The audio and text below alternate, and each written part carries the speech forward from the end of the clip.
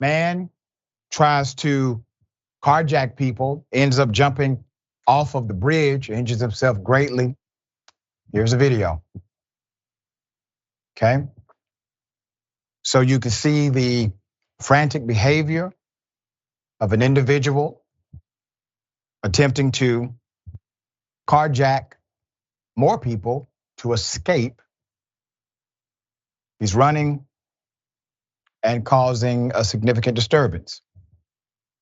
And then he eventually, after trying to carjack, does the unthinkable.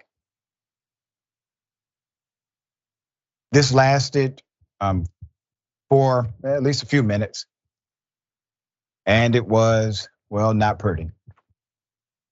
Some of the pictures that we have from this scene, it shows an individual who was on a gurney because it looks as if he could not walk after this.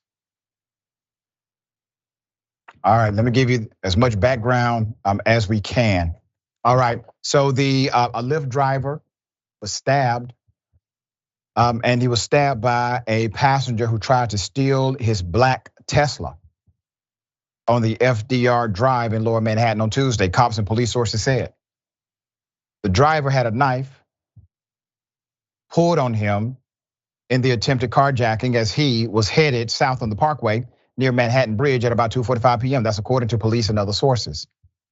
The knife-wielding rider stabbed him, tried to carjack two other drivers, and then jumped out of the car and off the FDR to the roadway below in an attempt to escape, police said. The victim was taken to Bellevue Hospital, where he's listed in stable condition, according to the cops. The suspect, identified as Ismael English, 20, was taken to the same hospital and was in stable condition, according to the police. English was charged with attempted murder, attempted robbery, reckless endangerment, and 4 counts and criminal possession of a weapon, according to the NYPD. Something like this obviously is very random. For somebody driving down the road and they see a person trying to carjack them, or a Lyft driver being assaulted, being brutally assaulted with a knife. Things like this, well, they happen, and it's bad when it does. And the person who did it has been apprehended and will face justice. We highlight stories like this to remind people to stay on notice. It is a sad reality, but you got to keep your head on a swivel. Even on the expressway, you may need to keep your windows up. Keep it moving. I'm glad that nobody died. All right, thoughts?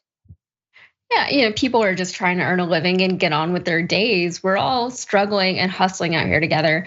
But whenever things like this happen, there's always a push for more policing and more monitoring. And at the very least, people are less likely to engage with one another or use public services. And I don't blame them. For the record, I'm a very small woman. I have to be very careful and very aware when I'm out, especially when I'm out by myself. But unfortunately, crimes like this are tough to prevent without taking a big picture societal approach, addressing things like mental health, yes, but also poverty and the things contributing to general feelings of unhappiness and inadequacy in this country. And of course, that's a much bigger and a much more political endeavor than, say, just putting dash cams on every Lyft vehicle, but that's what needs to happen. Everything has a cause and effect relationship. You never get away from it, all right?